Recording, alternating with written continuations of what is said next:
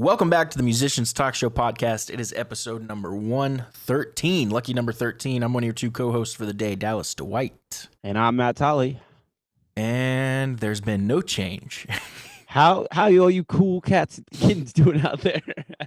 That seems to be what everybody starts every video interview with now. Yeah. Hey, how all you cool cats and kittens doing out there?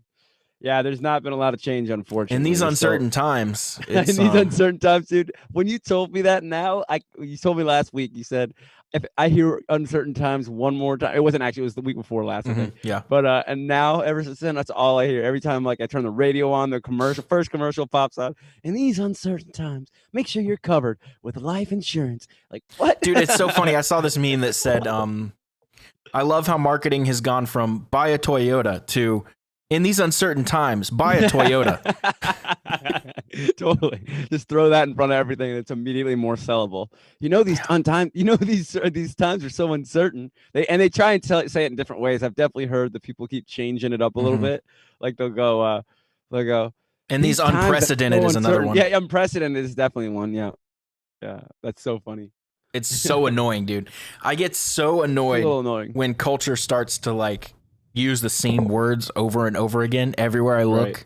There's always Bay took over for a while. It seems like the sheep mentality. Savage is up there right now. Yeah, Savage is definitely up there. It's kind of died down. Savage is on its way out, I think. Oh, dude, one thing that just annoys me to no end is when people say low key. Like, yo, this low key bumps. Like, dude, go fuck yourself. Do you mean you don't want anybody to know it? Is that what you're saying? Look, yeah. I think they lose the idea of what that word meant. Yeah, we had someone comment that on She's Reckless. They wrote this low key rocks or something like that, and I was like, low key. I commented that low key with like a question mark and an exclamation point. I was like, come on. Exactly. That's exactly what I mean. People use it in the dumbest way. It doesn't make sense. Like, what do you mean?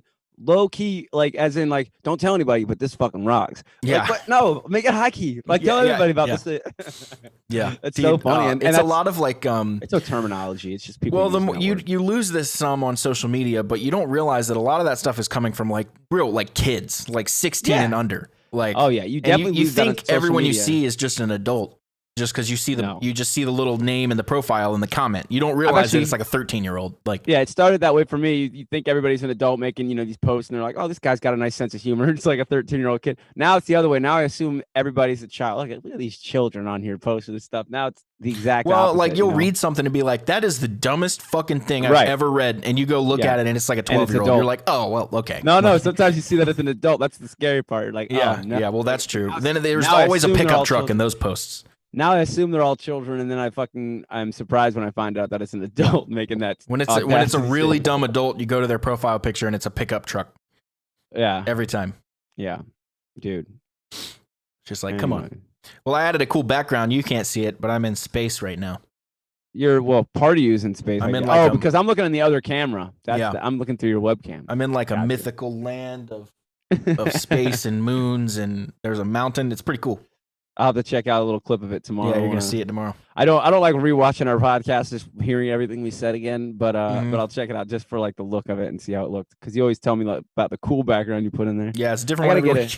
I gotta get one, man. I gotta do it. I want to be underwater, I think. And then that'd be cool. What I'm gonna do. And also I'm gonna be underwater, and I'm gonna put a scuba mask on. And I'm gonna this is gonna work. I was gonna say, how do I make underwater sounds with my mouth? That could work. That work. You put a little echo effect on there for me, so it sounds like I'm deep underwater. Yeah. Well, I just cut off all the high end, right? Is that what they do? I think so. Yeah, that's right. That is what it is. Because high end doesn't travel through water. Yeah. Ooh, that's a good question. Does high end frequency travel slower through water or dissipate faster through water? I don't remember. I remember learning sound travels well through water, though. It travels well, but we can't. Why can't we hear things good in water? Because our eardrums are already under pressure. Probably. I don't know. Yeah, I'm not a sound scientist. I bet that's what it is. All that pressure added to your eardrum changes the dynamic. I just touched my nose on the microphone. Changes the dynamic, I guess. I don't know. Yeah, I don't know. You should write me a book report on that. That sounds like a good project. Oh, dude, I haven't written a book report in so long, and the thought of that just gave me chills. You'd have to have a book to write that on, huh? Well, if I found an underwater sound book and then wrote a report on it, yeah, I totally could. But here's the thing. I hate book reports. Always have. I'm actually known for it. They used to call me Matt Hates Book Reports Tolley. In fact, I love that it's Matt. Matt hates book reports. Tolly. My middle name is Hates Book Reports. My mom thought it'd be charming. Yeah, it's not. It's not at all. My boss hates it. No, my teachers anyway, I'm a librarian now. Yeah, my teachers always hated it. Yeah, that'd be great if I just turned out to be a novelist or something like that. Like write books. Anyway, now I study textbooks for a living and write blog posts on them. Yep, dude. Anyway, no change in daily activities over here. I feel like every episode's kind of blending together. What about you? I know it. I hate that. We it's just kind of life stops right now, but it is what it is. I mean, the best thing we can do at this point is just find obviously that the stuff that we normally try to talk about is just like stuff that's always going to be the thing that musicians have to deal with, obviously, or just general music life stuff, which is kind of boring to us sometimes. I think me and you, Dallas, we get lost in the fact that the things we do every day may be something that somebody else has no idea about, would love to know about. So that kind of stuff we could try and find and pull out of the depths of our what are you thinking? I don't know, man. Just procedural stuff, maybe even, or just we could do more top 10 lists and stuff like that. We could do more, I don't know, evergreen content as top 10 lists are always pretty engaging because everyone has their own opinions. Oh, you put him in, but not him. You get all those comments. Yeah. I think last time we got some good feedback from it too, and some people chimed in on the Discord and gave us their list. That was cool. So maybe we pull out another list soon. We can maybe poll on the Instagram stories and find out what the next list should be. We'll give a couple options or something, trying to get some maybe people engaged, doing something. It's boring being on quarantine, man. I work on music. I mean, I love playing my guitar and stuff like that. I feel like I get to do more of that than ever, so that's good. Yeah, I've just been playing video games and working on my YouTube channel. That's about it. Nice. Well, being productive though, working on your YouTube channel is definitely a good thing. Yeah, I have 215 subscribers now. Oh, hell yeah, dude. Doubled since last I heard. Yep. I think you were at 115, so more than doubles pretty much every month at this point. Perfect. Hell yeah, so that's cool. The first month was like 40. No, the first month was like 26. Right. The next month was like 60 something.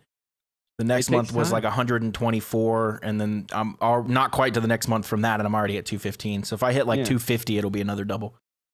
I forget if I was talking to you about it. I think maybe me and you and George were talking about it on the last episode, but just making this time right now to do something like that, start a new venture, because that's always the most time-intensive part of any new thing, is the very beginning of it. You're going to have to put a lot of extra work into just getting yourself going and getting a templates and all that, getting your idea, all that. So now would be the time to start something, and something that would help you in another situation like this, where say everything shuts down. Maybe it's not this situation, but maybe it's another situation. Who knows what it be? Yeah. But your I started mine in January 14th, I put out my first video. So it's nice. That's actually a pretty clean start point. You can call it January 2020. Sure. So right at the beginning of the year. 2020, exactly. So I'll be beginning of the decade, really. So I'll be able to, really measure progress in an easy way without having to think I started March 2014, Yeah. And it's a really good premise that has, longevity. It has the, it'll always be relevant. You know what I mean? And even when the new video games come out, people might still go back and look at the old video game stuff or whatever, and whatever you're doing, because it's not just video games, is it? The Star Wars podcast? No, it's just all Star Wars content. Yeah, Star Wars content. But you do doing the games and you go through the new Clone Wars episodes has been really fun. I get up at 3 a.m. and watch them and then review them. It's pretty cool. Why do you get up at 3 a.m. and watch them? That's when they drop.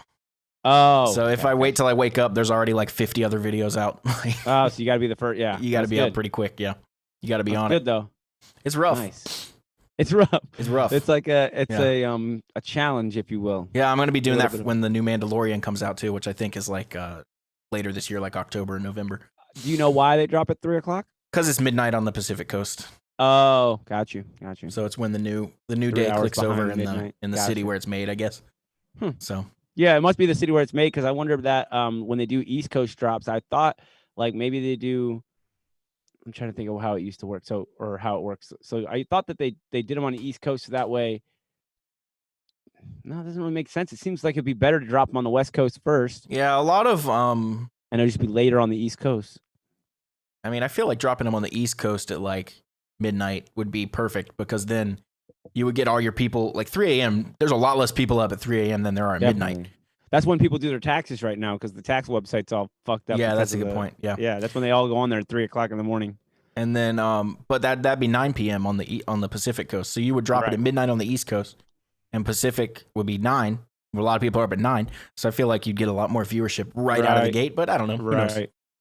Yeah, I'm sure these people way smarter than me have thought this through and came to this conclusion. So we spend their whole career studying that. Yeah, and then I come in like, well, wouldn't it make more sense? Well, I think you guys should change the way you're doing this. It's like, no, people way smarter than me have spent a lot of money figuring this out. I think you're not giving yourself enough credit. I think you're plenty smart enough. You don't dedicate your life to it, man. There are people who have thought about television viewership since they were who knows how young, you know what I mean? They were when they got into high school, they were, man, I just really want to see how TV develops and how it grows and how, what people do. And they're just so obsessed with it. Who knows? Somebody who's obsessed with some television show, and then they're like, I know that's what I want to do. I want to go into television. And they spend their whole college and, they go in their whole life, and that's just dedication. Yeah. Everything's like that. You can never compete with somebody. I always try to explain that to somebody who wants to start something late in life. And it's fine. I encourage people to start late in life, but understand that you're starting in a pool of people who have done this since they were 10 years old or 5 years old. They had crazy parents and just started them that early. You know what I mean? And that comes with its other flaws, obviously, burnout and, whatnot. Like a kid who's been playing a guitar since he was 5 years old. When he's 50, does he still want to play guitar? I don't know. I don't know about these things, but they definitely have an advantage on you because they've already, gone through tons and tons of hours of learning and, just experience, right? Mm-hmm. So in anything you do, if you want to be an MMA fighter tomorrow, understand that there are people who have been MMA training since they were, in their 10 years old, 11 years old and stuff like that. Crazy stuff. So you think you're going to go out there with no training and just, I'm 30 years old now and I'm going to be an MMA fighter and I'm going to go out there and just see what happens. I wouldn't do that. I wouldn't recommend it. I'd put a year, 2 years into just training yourself. Nobody else. Don't fight anybody. Don't do anything. That's it. And the same thing with an instrument. I don't think you should go out and playing shows necessarily in your first year. Certain situations and circumstances will warrant that. I think if you're a bass player, or if maybe you're a singer and you have a natural singing gift, I think that's maybe even the natural singing gift, I still practice. It's like they've been singing in the shower and they're, they've been practicing. But if you can do that, automatically, and then you can go out and gig right before you've ever thought about that. But playing the guitar, I don't think anybody in their first year it's hard to say because you can play guitar different ways. If you're talking about a rock band, first year guitar player playing in a rock band is hard. That's going to be a hard move to do. Just pick up a guitar. Now you've been playing for 3 months and you're going to go play a show. I don't know. What do you think? I don't think you'd get a show at 3 months. You wouldn't know who to talk to or how to do that. I think it would all come in its own time. Sorry, say you're part of a band that got a show and you've been playing guitar for 3 months and they're like, yeah, you're our new guitar player. Don't fuck this up. And you go out there and you have to play a show. Go play it. You got to learn. Yeah. Odds are the very first band that hires you is not going to be the band you spend your whole life with. Yeah, and I'm not saying that, but as far as what we're trying to accomplish as a musicians community, I think we should at least hold a certain standard to what we're, I don't think that people should be practicing in public. I don't think that's conducive to the music environment. You know what I mean? I think you'd learn a lot more getting up there and failing than you would practicing for 2 years in your bedroom. Maybe, and hopefully, yeah. And hopefully you would see it as a failure. That's the thing, is people who don't see it as a failure. It's like, yeah, I got up there, I played, people clapped, I thought it was great. And then, you know what I mean? I don't know. I'm a perfectionist. I know that, and I'm super harsh on myself. So for me, it took me a long time to even want to play a show. I wanted to be better at guitar before I wanted. So take your case, for example. How much better would you be if you had just started playing shows? You might I thought about that. Might be even better if you would play it. Yeah. If instead of playing 100 shows, you'd play 200. Jumping into the deep end, jumping in the deep end versus just slowly working my way out. And oh my god, that's too far. Oh, that's too far. And I totally could see the time that you'd waste waiting around, but that's the key to the perfectionism argument, is the time factor. If we had unlimited time, perfectionism would be a dream. That would be the best thing you could ever be. Yeah, because you spend time honing. Time is the most important commodity, and every second you waste is a second that you never get back, and that makes perfectionism pretty dangerous. Yeah, but then also, do you want to have the whole world see, especially nowadays in this environment where everybody films their shows and films every show is potentially somebody's going to whip out a phone and get you on camera, right? So you just have to go into it knowing that. I wouldn't want to have to live with some footage of me playing guitar like 3 months in live out in a show. So it's a personal decision. Obviously, everybody can make it. You know, it's not. I'm not telling anybody what to do. But what I'm saying is how I think about it. I feel like you should have some kind of pride and some kind of confidence that you're gonna go out there and put on a show and be, you know, be musical at least. And yeah, but it's so subjective is the problem. It is. That's like the people problem. love punk bands that I think sound like complete shit. So it's Yeah. like, at what point do you say like you're ready and good? You know. I think it's never going to be like somebody could dictate it. Nobody could say like, okay, you're ready to play live now. I don't think that, but I think within ourselves, we should hold ourselves up to a higher standard. So here I am talking to our viewership of musicians, you know, obviously, we should all hold ourselves to somewhat of a standard and try and do our best out there and not just play a show because you can get a show. Maybe that's because I see that a lot. Like, but also consider that your best at age 13 when you're playing for 3 months is not your best now, you know? So if you're determining it by best, well, I could go out and play my best after 1 month of playing. Yeah. It wouldn't be very good, but it would be my best. Yeah, exactly. No, sorry. When I said that, I mean like we should be not, I don't know how to explain it. We shouldn't be we should know that what we're doing is like something we worked for, and we know that we've seen improvement, like that kind of thing. I don't know. You should be proud of it. Like if you hold pride in what you're doing, then I think you're fine. I think most people do. I think most people go out there and they play music because they want, first of all, to entertain people, and they want to impress people. A lot of times is what it is. So you hold pride in what you do, and you're trying to make it good, and not just going out there just to. I mean, I swear I've seen people go up there, and it's just like, it doesn't even look like you want to be up there. It looks like you're up there because somebody talked you into doing it. And I'm not even talking about like kids. I'm talking about adults that like go up there and look like that. And I'm just like, I'm never really worried or concerned about those people in any way because they're gonna get washed up. So it's like, why bother even thinking about it? But it's unfortunate that the rest of the people that are there are having to witness. I've seen some bands, and I don't like to talk, I don't talk shit on people, but I've seen bands that don't try. And that to me, like, bugs me to no end. Like, cause I put so much effort into this. It's like so much like stress about it and anxiety and, everything. And then I see people who just go out there and I appreciate it in a way. I'm like, wow, that person obviously doesn't give a fuck. And that's, like good for them, obviously. But what does that mean for us too? I don't know. I'm just standards, I guess. I guess it's just that whatever you hold standard, how you hold your standard or how you, whatever, what the word I'm looking for is. Yeah. How you determine your standard, I guess. But I think at the end of the day, getting on stage is 1,000. You could spend 10 minutes on stage and get more out of that than 100 hours practicing in your bedroom. Like you're going to get so much more out of actually doing it than you would. But it's a different area of focus, right? When you say that, like practicing, you're focusing on knowing the song, knowing the part, right? Like you're not going to go up there and not know what you're playing. Like you can't go on stage and if you're really good and you know how to improvise, and I mean, we're not talking about those people, obviously. We're talking about people who, are learning a song and they go up there and they play it, right?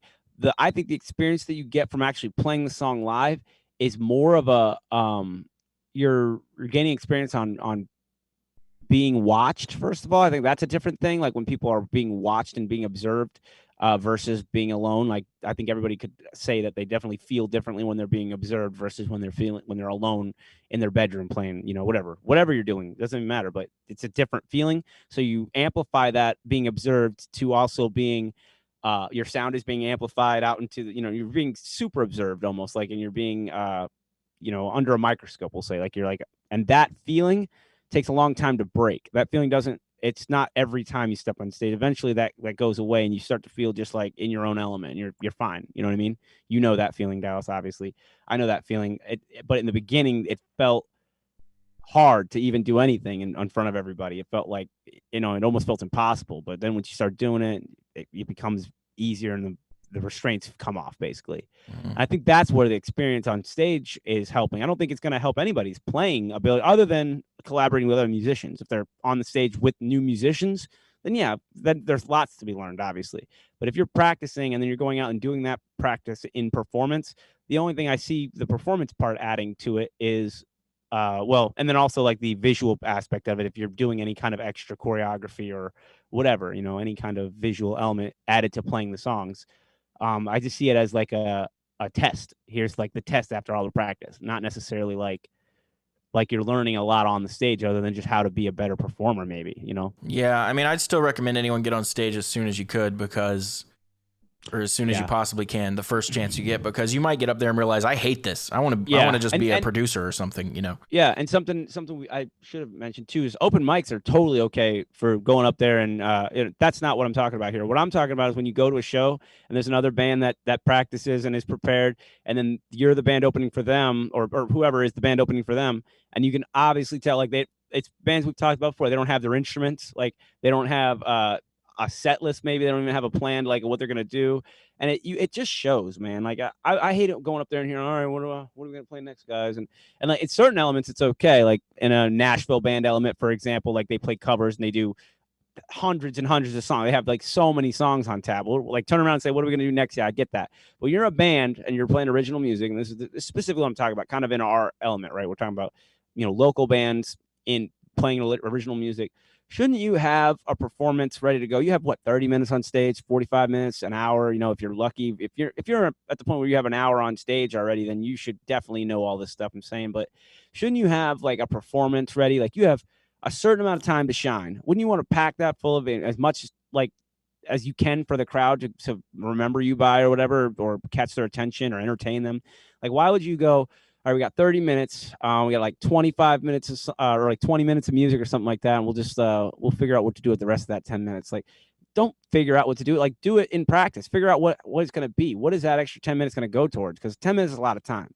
If you're up on stage killing 10 minutes, it's probably going to go to something stupid. Like, you're making dumb jokes that you come up with in the moment or something like that. I don't know.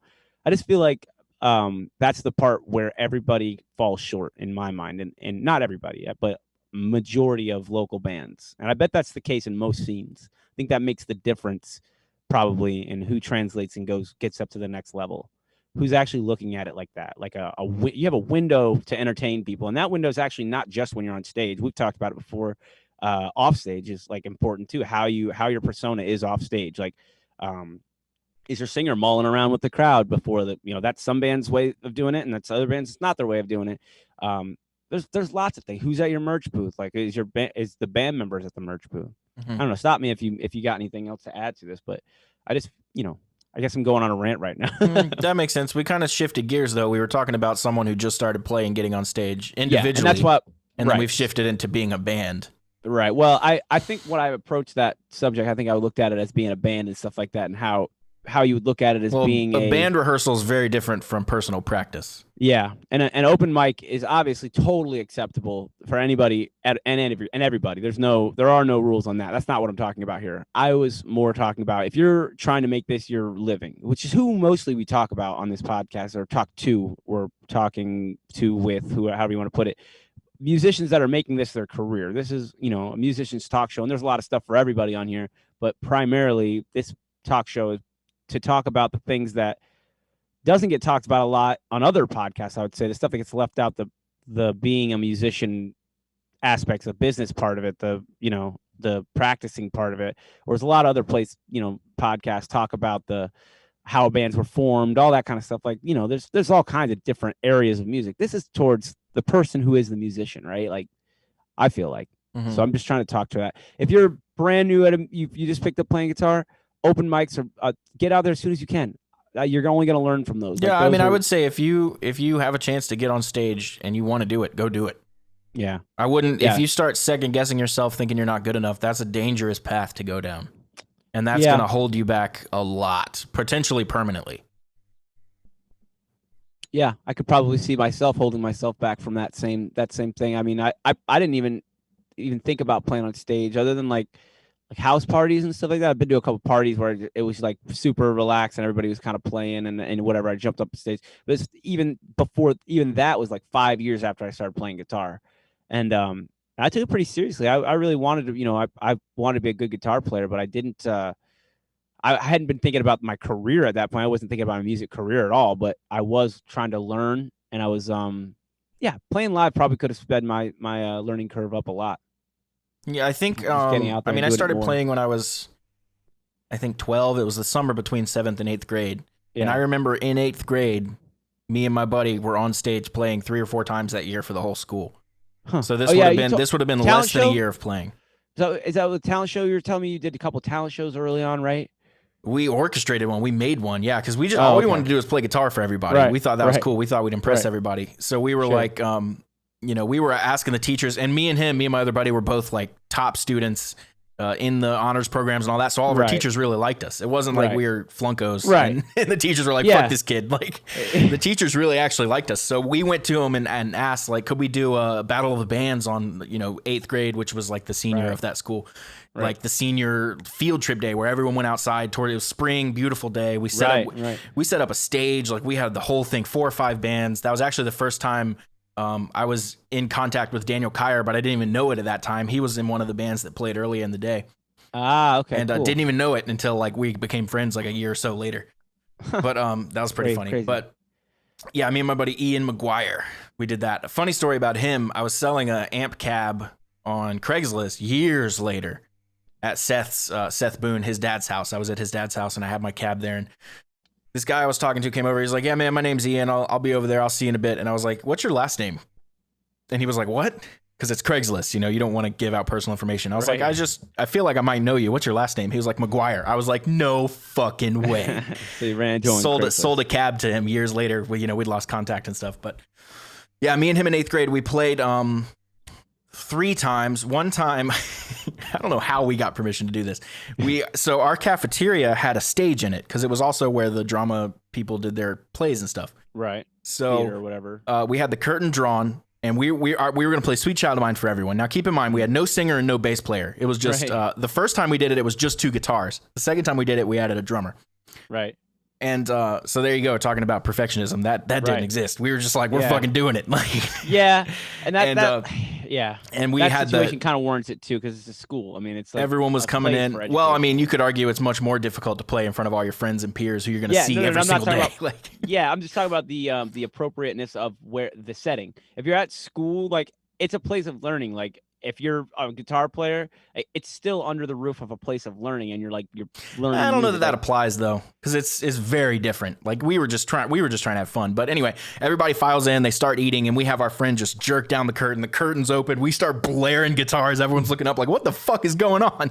Trust me, everybody gave you the benefit of the doubt of that you guys were learning. I guarantee it. Like if you think about even when I think about marching band and like the school band, like everybody looks at that. Like I remember sitting in the crowd. I don't know if maybe I'm alone in this, but I always assume everybody looks at it like, yeah, here's a bunch of kids learning how to play their instrument, and you can hear it. Like it doesn't sound like I remember early in your high school band career or whatever, the band sucked kind of, and then later on, like the senior career, like the band gets better. You can definitely hear the difference in it all.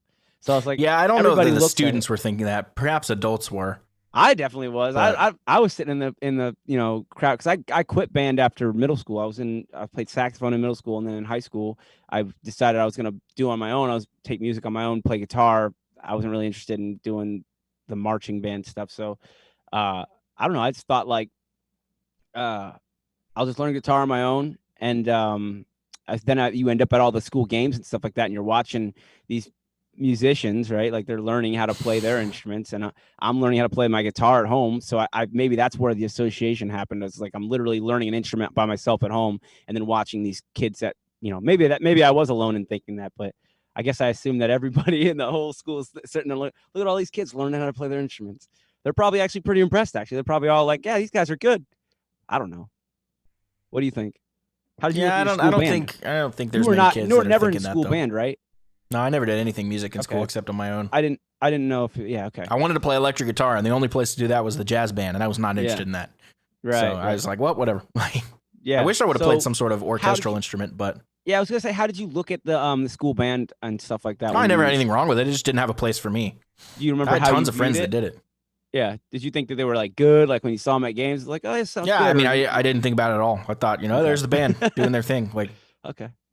I was interesting critical or anything.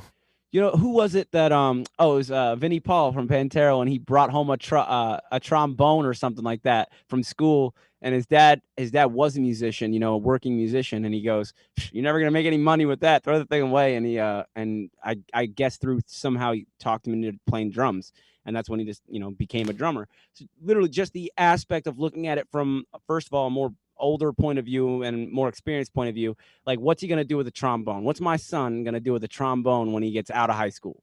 Nothing. Like, they gave him this trombone. He's going to be the trombone player in high school. If he's lucky, he'll get like into college through playing trombone somehow, and he'll get to go through college for that. That's the best case scenario. And after he goes through college playing trombone, I don't know. What do you do? Like, you play in a orchestra, right, or something? Sure, you could get an orchestra residency, or you could move out to LA. Like, how much does it pay? How much you could move out to LA and do film scores and that kind of stuff. Right. There's lots of things you can do, but it's really, really competitive. It's more competitive than like the NFL. Right, and I imagine it's a lot like being a piano player and going to Juilliard or something like that. Like, if you're going to music school to be a piano player, like, you got to be on your game. We talked to Doug Roush about it, and like he talked a little bit about how competitive it was, and you know what I mean. It's interesting. Like, when you take an instrument that's been so well mastered, it's been, you know, first of all, been so many amazing players have played it and, you know, written beautiful pieces on it. You're competing against an instrument that's very old, obviously, and it has lots of history and lots of, you know, what's the word? Reminiscence or the word I'm looking for is like a sentimentalism to people, right? Like, it has like it's a piano. I don't know, something about a piano for me. Maybe it's just me too. Who knows? But uh, you're going against everybody who's ever played that instrument. And guitar's gotten that way now. Now it's an impossible feat. If you think you're going to be the best guitar player in the world, good luck. I mean, just, you're going against people like Greg Howe, going against people like Rusty Cooley. Like, there's so many and different genres, different styles that completely, but just masters at the instrument. Like, and it's great to strive for it. I think everybody should. I am. You are, Dallas. Everybody should strive for it. Be the best guitar player you could possibly be. Just understand you're going against some of the best in the world. And the same thing with trombone. Obviously, you're going to go against the best in the world if you. But anyway, I thought that was interesting that his dad was just like, no trombone. You're playing drums. And yeah, but see, that's what my dad said to me about guitar, and here I am. Right. See, and that's, you know, it's all about whatever. I don't know, man. Every situation's different. But I don't know. I think my dad definitely told me not to buy a fucking half stack. I remember that specifically. I was just out of high school and I had a little extra money and I bought a Marshall half stack, and he was just like, "What are you doing? You're not in a band. You don't need a half stack." And I'm like, "How am I gonna ever be in a band if I don't have a half stack?" You know what I mean? Like, so I kind of I've internalized that myself, and I need to learn about this thing. I need to learn how, you know, a full band guitar amp works rather than just a practice amp, because it is a different thing, you know. Like, it's a different feeling to play through. I mean, you know this, Dallas. Like, playing through a practice amp's great and everything like that, and it's very you know, saves you a lot of time and effort. Obviously, it's very essential. Like, you'd want to have one, but when you get to that live situation, you don't really want to practice amp on stage and try and make that work. Like, it's very hard to make work. So there's just, you know, I don't know where I was going with that. Yeah. Learning your instrument. Anyways, what else do we have? I don't have the iPad in front of me. Well, you guys had a bass player audition, you said. Yeah. Let's talk about that a little bit. That was fun. At this time in the quarantine, we took a risk and reaching out to somebody and getting with them and trying it out. And it went really well and stuff like that. But I guess basically what we could talk about in this area is like what people should be looking for, or I don't know, like what I'm looking for in a bass player, and in another member of a band. How about that? Like, just what yeah, don't make it, shouldn't be bass player specific. Right. So let's talk about, like, you know, members, just good members of a band. You know, first of all, one of the biggest things I look for is number one indicator. This is like a prerequisite almost. It comes without any other thing. Interest, like enthusiasm for the music, for the project. That's my number one thing. If you don't have that, then we're wasting our time. I don't need somebody who's like, yeah, I don't really feel like it. You know, like, like, well, if you don't feel like it, then you don't feel like being in a band. So, so obviously that's the number one thing to avoid. The next thing I look, punctuality. Like, somebody shows up on time, that's always a good thing, especially for the first one. Like, if you're gonna be late anytime, don't make it your first time. Like, get there on time. That's a good thing. So I'd say right on time. Preparedness preparedness, like bring all your equipment. Like what kind of equipment do they have? Bring everything you need. Bring more than you think you need in case you need it, and then know your parts in and out, backwards and forwards. Yeah. Because I've been in auditions where you learn the whole song and they say, all right, take it from verse 2 to the bridge. And you got to immediately go verse 2 to the bridge. You can't be that guy that goes, oh, well, can I start at the beginning? Like, no, you got to know it. Like, exactly. You got to know it. Yep. And with original music, that's a little tougher. Like there was some stuff that we don't even have recorded yet. You know what I mean? So we jammed out some stuff, whatever. Like just certain situations obviously are a little different here and there, but yeah, for the most part, be as ready as you could possibly fucking be. Like, especially if you're trying to get a part, not if you've got the part, if you're trying to get a part, be as ready as you possibly can be and impress somebody, I think it was Tim Stewart or someone else we were talking to. I want to say it was Tim, but I don't know if it was him. He said when he went to his first audition for whatever he was talking about, they had asked him to learn 3 songs and he learned the whole album. So at the end of the 3 songs, they were like, and this may or may not have been Tim, but it was someone we talked to. And they said, that was really good. Do you have anything else And he was like, I learned the whole album.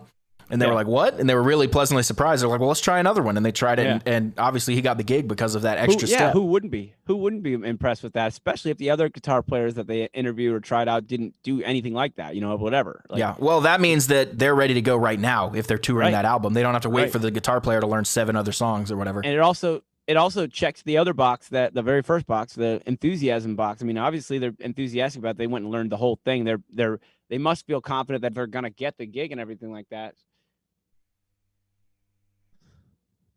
So you know what I mean? Like they must feel confident that they're gonna get the gig and they've learned their whole album already. They've got the whole thing. So yeah. What else are you looking for?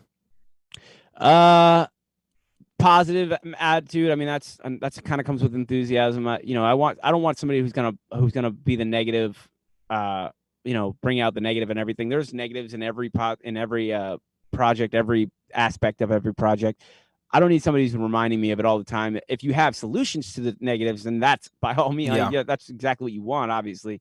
But I've had people in bands before that just nonstop are always there to tell you why this plan's not going to work, what's wrong with this here, but then they have no solutions. You're like, okay, a good rule of thumb is if you have a problem, bring a solution with it when you bring the problem. If you don't have a solution, then either shut up or think about one. Yeah, exactly. I mean, remember that like what you contribute to the full picture of everything is not just you're not the alarm bell that says like this isn't going to work or something. That's not what we're all trying to do is make it work. Like everybody's trying to make it work. So if there is something that's not going to work, be like, how about instead of doing that, we do this? Yeah. That's not going to work. Like, don't tell me why it won't work. Tell me why it will, And that is something that people, they don't even, I mean, it's easy to forget. It's easy to just make yourself like, you want to speak up and you want to say, hey, there's a problem with this, but you forget to not have something to counter it with. And I think it's human, everybody does it, but you just got to be conscious of it and, try and be productive, try and always make a step forward, not a step back, not a, and I look for that early in people because you find that those people who are blind to that idea or that concept, you find it really fast. Like you'll see that they'll like, as soon as you're telling them about something, like just listen to their input and you'll see, and you can bring it up to them, but I don't know. Sometimes I find like it's useless. Sometimes it's useless to you. It's like a personality trait. Yeah. It's like, hey man, stop being so sad. It's like, well, this is kind of just how I am. Like, yeah. And maybe that is the way people are. I don't know. I can't speak for anybody else and how they feel, but yeah, I totally know what you mean. Like the thing with any personality trait like that, or anything else is you can't tell someone to change it. The only thing they lack the self-awareness to understand that's how they are. The only thing you can do is hopefully help them be aware. That's all you can do. If you help them be aware, then they have to be like, you know what? That's a good point. I am like that. Let me work on that. That's the best you're going to get. Like, then that's so rare. Like, that there is so rare. That's like an epiphany almost. Like you wake up and you see yourself. Most of the time, I think you'll tell someone, "Hey, this is what I'm feeling like you're being," and all you're going to get back is, "No, I'm not. I'm not like that." Exactly. Like it's just almost complete lack of self-awareness. Yeah, a lot of people go on the defensive really quickly, you know, and they won't actually hear what you're what you're telling them. All they want to do is attack you back, and they're defending themselves, and Yeah. What about other personality traits? What's a good fit? Or what are good things to look out for? Yeah, well, I mean, you look for like-mindedness. I like to know that, and obviously everybody's free to be into their own thing and everything, but I like to know that I have some common ground with a person, like, and like me and you, Dallas, we both like Guns N' Roses, and I can always kind of look at our friendship and be like, me and Dallas, we both really love Guns N' Roses, and I know that, and that's kind of something that I connect with our friendship, and it's not like solely our friendship. Obviously, there's a lot of things that go around that, but it is something that I connect. So it's easy to do that right away with other people too, and find some common ground with them and feel like connected to them. I try to do that right away and see if and sometimes you can't do it. Like, have you ever met somebody that you're just like, man, I really want to be friends with this person. Like, they seem like a cool person, but we just don't connect. Like, most of the time it's like if it's a musician or something, I'll be talking to him. And they'll be like, oh, what's your favorite band? I'll be like, Guns N' Roses, hands down. And they'll be like, I don't like Guns N' Roses. I hate them. And then when they give you, sometimes they just give you a look. And my first reaction as they say this, it's not verbal, but I'll be like, oh, fuck this guy. We're not friends. I'll immediately know, like, this guy could be curing cancer, and that's awesome. And I'm more power to him, but I'm not going to be his friend. I'm not coming to his dinner party. That's like too big of a thing. It's like saying, yeah, you know what? Fuck Star Wars. Like, I'm just like, all right, well, that's cool. Like, I'll still talk to you and be nice, but we're not going to be hanging out. Exactly. And you start to realize too that there are just kind of different people out there. Like, there are people who just do not like, all right, I can take this for something that I don't like. Say, I don't like the Deftones. If somebody's band and their whole world is the Deftones, and that's just like, they think that's the echelon of music, and they meet me and I say, yeah, I really hate the Deftones. Actually, don't put any of it on. They're going to be like, no, like, I don't like this guy. Like, and that's interesting right there. That is how we kind of decide friendships a little bit. Like, and conversely, if I meet someone and I'm like, yeah, my favorite band's Guns N' Roses, they're like, dude, me too. It's like instant bond. Like, we've gone we just become best friends? Exactly. We've instantly gone in that 2-second interchange from 0% friends to like 60% friends. And actually, now that I think about that Step Brothers reference, that's actually perfect for exactly what that is. At first, they hated each other because they had the common dislike of each other. Their parents were fucking, right? So, like, they had that common hate for each other. And then as soon as they found that common ground, they were best friends, making bunk beds with each other. They remember that shit, dude? More room for activities. Yeah. They're in their 40s. And I love when the parents are, did I hear power tools? No power tools. Yeah. Parents are like, they're not supposed to be using power tools. Yeah. I love that they're in their like 40s. Yeah. When they wreck his boat, dude, that's my favorite. He goes, listen, are you going to invest or not? It's been a long time since I've seen that movie. Oh my God. So we watched Dinner for Schmucks the other night. Do you remember that one? Oh, that's a great one. Yeah. With I forgot how funny that one was. Michael. It's Steve Carell and Paul Rudd. Steve Carell, Michael. I want to call him Michael. Michael from The Office. Yeah. Steve Carell, dude. The mice, the little mice. Yeah, that's the one. Yeah, we've been trying to watch like a movie a day, which is rare for us because we usually just watch TV shows. But we've been watching movies. Yeah, I don't know. I struggle to get through a whole movie. I was dude, you read my mind. I was, do you feel like you have to train your focus like better now? Like, what's it called? Your ADD. Like, I feel like I can't fucking sit down and watch a whole movie. Like, I'm watching it and I'm just like, it's not like 30 minutes before I pick up my phone or somebody messages me or something. And then I'm just totally into something else. And 30 minutes of the movie's gone by and I'm like, well, I missed all that. Let's back it up. Yeah, exactly. It's like, I can't do it. And I it's gotta be like a self-control thing. I just need to put my phone down, and throw it across the room or something. Right. Like, whatever, keep it away from me, watch a movie and enjoy it. And I've been trying to do that lately. And I've actually been successful a couple times. And it's been good. It's nice. We've been good. Yeah, I went through and watched a bunch of the Avengers. Actually, all of the Avengers. Not all the extra like MCU stuff, but all 4 of the Avenger movies. The series. Watched those. Whatever it's called. That was really fun. I love those. Yeah. What else have we been watching? Movies. We watched. We watched a lot of Disney movies and a lot of. We were going through just Disney Plus and watching some nostalgic movies. Right. And then we've been watching Impractical Jokers, which is just. That show kills me, man. Those guys are so funny, dude. The situations they put themselves in. I've laughed so hard so many times at that show. One time I laughed so hard I got physically injured for like a week. Did I tell you this story? No, I don't think so. Dude, I laughed so hard during one of the punishments that I felt something pop in my side, like my rib. And for like a week, like it was like really painful. Like a muscle. It had to just be a muscle that fucking. It was some sort of pull or something, but something happened and I just laughed really hard and then just I felt like and like it felt like someone stuck a knife in my ribs. That's so funny.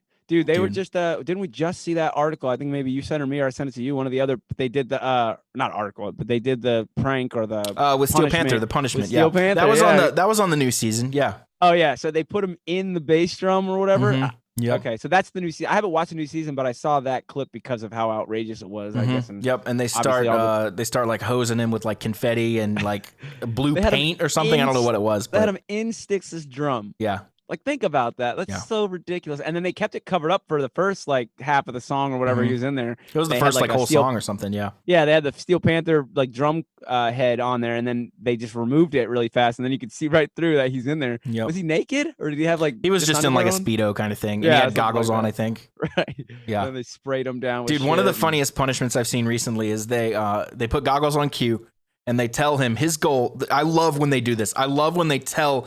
There's two sides to it, and they tell each side something different. Opposing, and the juxtaposition is when the humor comes in. So they tell Q, your job is to go out there. There's a bunch of eggs, and you have to smash them as fast as you can, as many as you can in 1 minute. That's one part. The other side is there's an audience of kids watching, and they've told them that a scientist is coming out to give them a demonstration on these turtle eggs that are about to hatch. Immediately. So then Q comes out and just starts smashing eggs over his head. And then at the very end, they were like, great job. Now give this presentation. And he turns around and the presentation comes on and it's like, let's talk about how beautiful this hatching was. Like, and it's just like, oh my God, dude. That's so funny. The fact that they think about that stuff. I love the sales battles too. The ones where they put them in a room, they have to pitch stuff to people, but they like on a ridiculous premise. It's like, how many of you would be willing to invest in this? And like everybody looks around the room and like even when they do raise their hand, it's so hesitant. Do you remember Mr. Nightlight? It looked like the Grim Reaper, and like the lights were like two red eyes. I don't think I saw that. That's hilarious. Thing was like 9 feet tall. He was like, Mr. Nightlight. He's gonna watch over your kid. Like this thing would have scared an adult. Perfect. But dude, another good one that got me was they punished Sal. He had to go basically just be a waiter, but they put those drunk goggles on him that like twist your depth perception. Yeah. So like, dude, this is the most recent one that I lost my shit at. He walks over to someone and goes like, "Let me refill your water," and he's like, the cup's here, and he's literally like pouring like just off the side of the table onto the ground, and he's like, "You're welcome," and he like walks away like he thinks he nailed it. Like, dude, it's so funny. An old one that I saw was really funny when Murph, they fucking had him, he was basically looking for a roommate for his apartment or a house, whatever. Yeah, I've seen those. And the guy comes over and they tell him to match this guy's excitement. Like the guy was kind of excited. Yeah, I remember that one. Yeah. And they just kept escalating. Yeah. Before you know, they're jumping on the couches together. They're like, do we just become best friends? Like it was that moment. That's amazing. So funny. Yeah, I definitely remember that one. The punishment that I hurt myself in is when Joe was punished and he had to be the genie on stage. Have you seen that one? Yeah, dude. Yes. So it's another juxtaposition one. They dress him up like a genie and put him on cables, and he thinks he just has to be a genie in a play, but their job is to destroy the set with him like a human wrecking ball. Right. So they like throw him through glass. Like, dude, dude. That's so funny to me. I couldn't. Anyways, those guys are really fucking funny. They've been hanging out too with all the Joe Rogan crew and everything. So I've heard about them on the cruise and stuff like that. Apparently, I know Sal does just straight up stand up, and he like is friends with those guys for sure. Right. That makes sense. Did you see the video that went around? It was Bert's interview with Adam Sandler or something. Bert's interview with Adam Sandler. Did you see? You didn't see or hear anything about that? It's all anyone's been talking about in that circle on like the last several podcast episodes. I have not. I need to check it out. When did this come out? Rogan, D'Elia, when did it come out? Like everyone. I mean, this was a couple weeks ago. But basically, Bert just made a total ass of himself in front of Adam Sandler. Like called all his movies the wrong thing. Like he was just overly excited. You know how he gets. Oh, and no, he just on like his podcast? Asked him. No, it was just like that benefit he was going to do that was like call sick to work or whatever. It was something like that. Oh, okay, I got you. But it was just, dude, it was really, I didn't hear anything really about funny. that. He asked Adam Sandler if he has Netflix. It's like, dude, Adam Sandler has like an $80 million Netflix deal. Yes, he has Netflix. Like, what I mean. Hey Adam, have you seen this? It's on Netflix. Do you even have Netflix? Do you have Netflix? He's like, he was like, yeah, we watched your movie. What did he call it? What's the name of the movie? Is it Precious Gems? I do not know that movie. The new Adam Sandler movie that came out and was won all the rewards or whatever. Dude, I've not seen it. I do not even know. It was something Gems, but he called it the wrong name. He called it like Precious Gems or something, and it was some other name. I need to look that up. But so he fucking just called him. By he just made a total ass of himself, and Adam Sandler the whole time is just like, "All right, buddy, like cool." And was this on TV or was it on a? It was just on one of the Zoom calls they were doing for that thing. Oh, I don't remember exactly the. I got you. One of the music benefit things, stay-at-home benefit things, or whatever. I got you. I had all this stuff. I got you. Right. Well, what made me think of that is the Instagram clip that I saw. I forget who posted it. I haven't been able to track it down, but it's just a clip of like 5 or 6 comedians in Zoom, talking like we were with George last week, and Sal had just jumped on. And the whole clip is them explaining to Sal what just happened, and then they clipped it. They clipped like Bert doing those dumb things, and it was so funny, dude. So I need to see that. Is there a way I could watch that? It's on Instagram somewhere, but I don't know how you're gonna find it. It's not on Bert's page. It might be on Tom. You'd have to just search around in those circles. But I don't know. In those podcasts. So you saw Bert's stand-up special, you said, right? Yeah, I did. I just watched that. Hey, Big Boy. It was really funny. Did you see Segura or D'Elia's yet? I watched Segura's too, I believe. Yeah, I did not see D'Elia's yet, but I watched Segura's too. What's Segura's called again? I forgot. Ball Hog. Ball Hog. Yeah, I did watch that. And then D'Elia's is No Pain. So D'Elia's, that special is the one we went and saw live. So I actually remembered all of it. I did see that one. When I saw it, I was like, yeah, I remember all this. Like, that's the cool thing about watching those, man. Like, if you see it live, it's still fun to watch at home. Like, and you're like, oh yeah. And then you're watching a bunch of other people laugh at the same thing that you laugh your ass off at. Yeah. There was one really clever thing I think they did.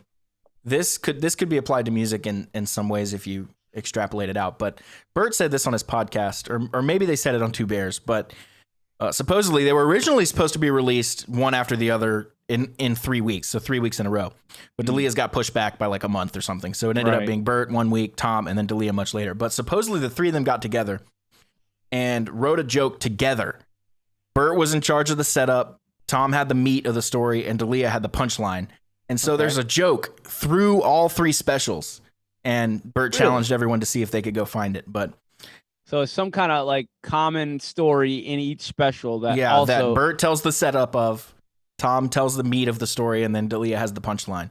That's cool. That's really cool. Yeah, that's really cool. Huh. You don't see that kind of collaboration, especially in like old school stand up. That's a great example.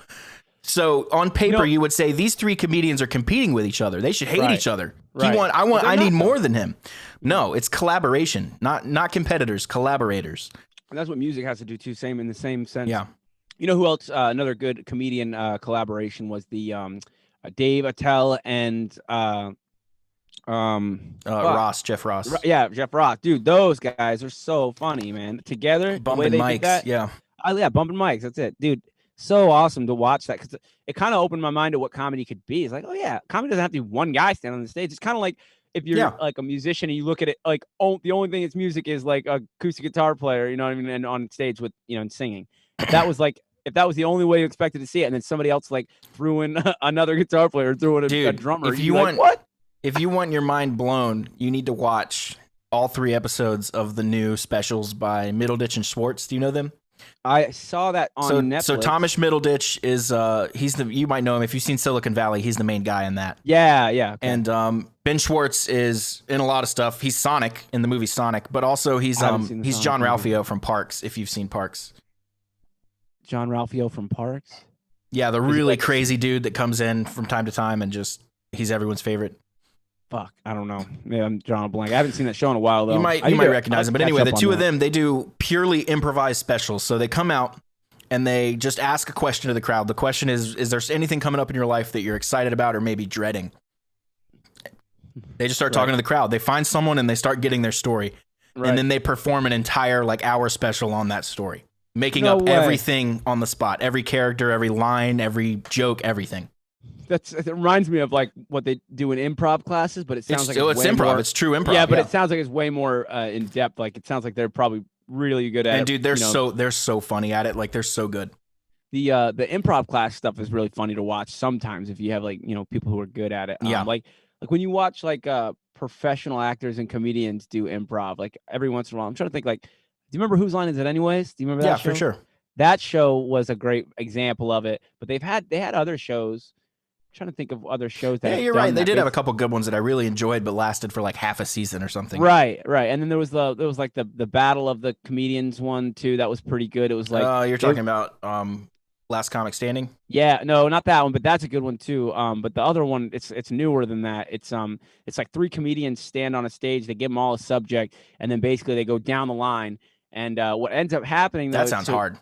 It is hard, and it looks like it'd be like terrifying. Because what happens is, instead of just the comedians making a joke on the subject, they turn on each other. Because the easiest way to win the crowd over, because it's in front of a live audience, is to literally make the joke not only about the subject, but then to make it about the other competitors too. So the comedian's mother, obviously, and the competitors' mothers and stuff like that are constantly brought into it. It's just like constantly jokes about like what they did with the other competitor's mother or something like that. But that seems pretty topic, like hacky though, you know? That's what I thought it was going to be. Like when I first turned it on, I thought like this might be a little dumb, but dude, when you're talking about like the best comedians, like it's not just any comedian. These are the comedians that are doing, you know, the Ice House and doing the Laugh Factory and all that. Like these are those guys. And because I guess it's done by, I'm trying to think of the guy's name who does the host of it, but he's a real comedian, and he just calling. Is it that guy that always tours with Rogan? Yeah, isn't it? He definitely knows Rogan. I'm trying to think of. He's got the weird face. I can't even think of the name of the show right now. I can't think of that guy's name, but I know exactly who he is, and it's killing me. Yeah, it's not Santino. Ooh, no, it's not Santino. It's not. It's that other guy. God damn it, what's his name?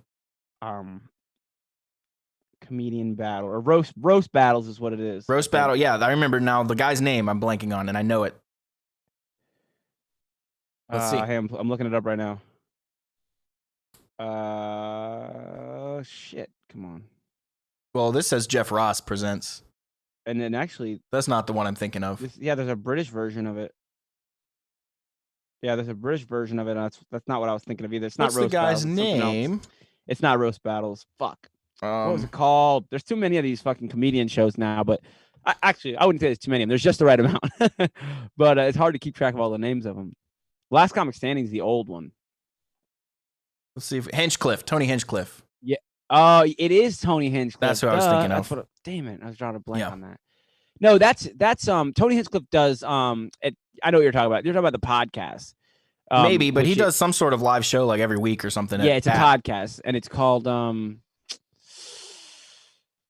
I thought it was called Roast Battle. It's something like that. Is it Roast Battles? We can look it up. Damn it, dude. Why am I? Maybe it is a Roast Battle. Spell that horribly wrong, but it'll pop up. Yeah. Let's see what he does. Way off topic now, anyways, but yeah, he's always doing something with Rogan.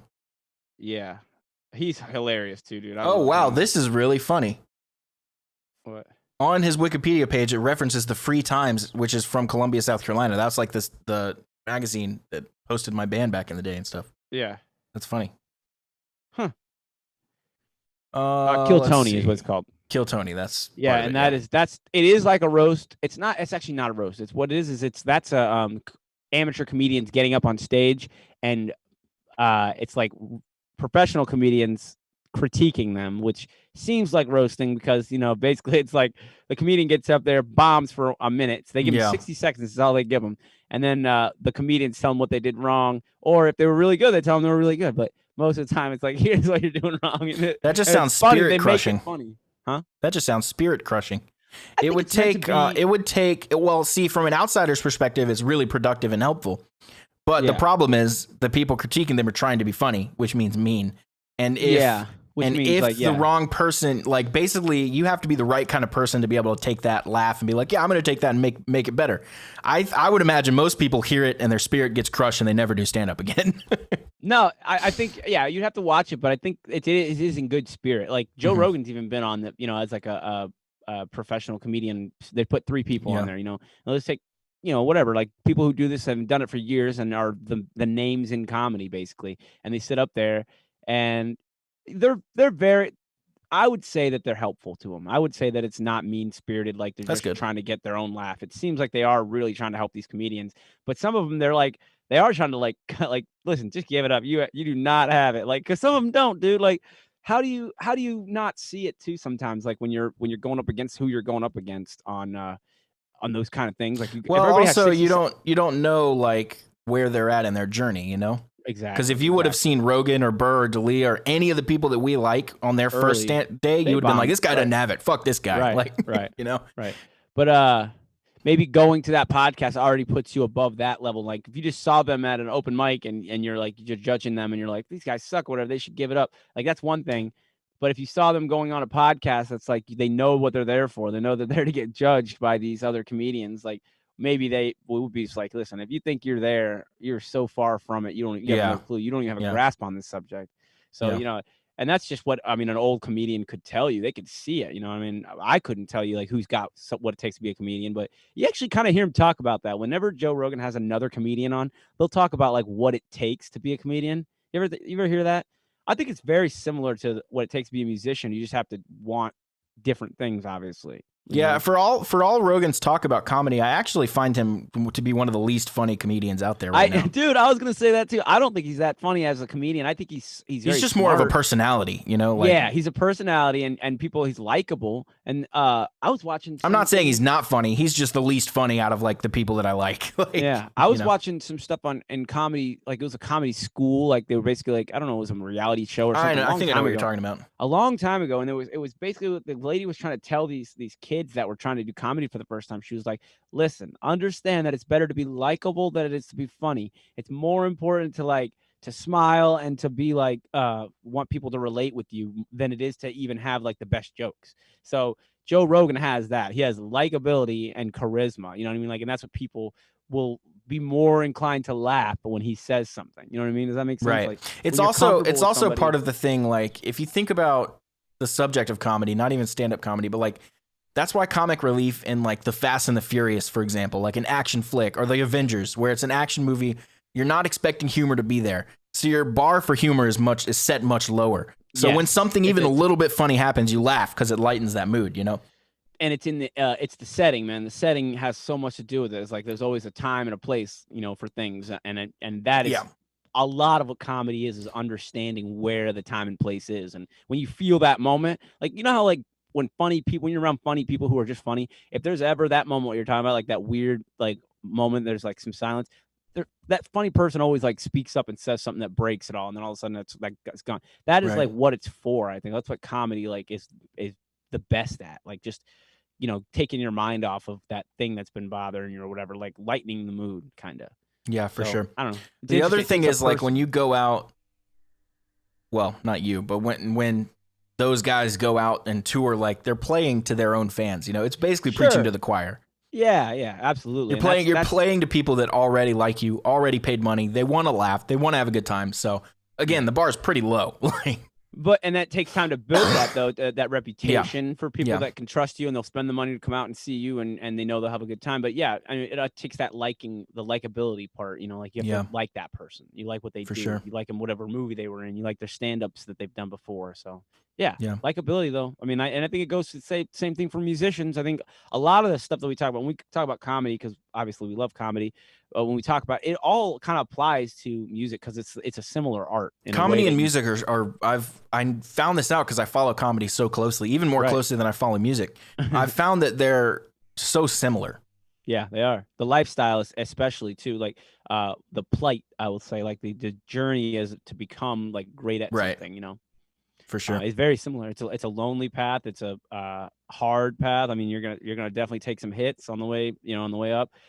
And then you hear about it, like it's only confirmation when you hear all these podcasts now that these comedians have started. They talk about every depth of it, man. If you've watched every episode of Joe Rogan, you know pretty much how he's come up his whole career. Like he's talked about so much. He's talked about it so much in a lot of different episodes, mind you. But if you've listened the whole time, I don't listen to every one of them. But if you have, you know everything he's fucking done to get up there. So that's what I like about listening to those.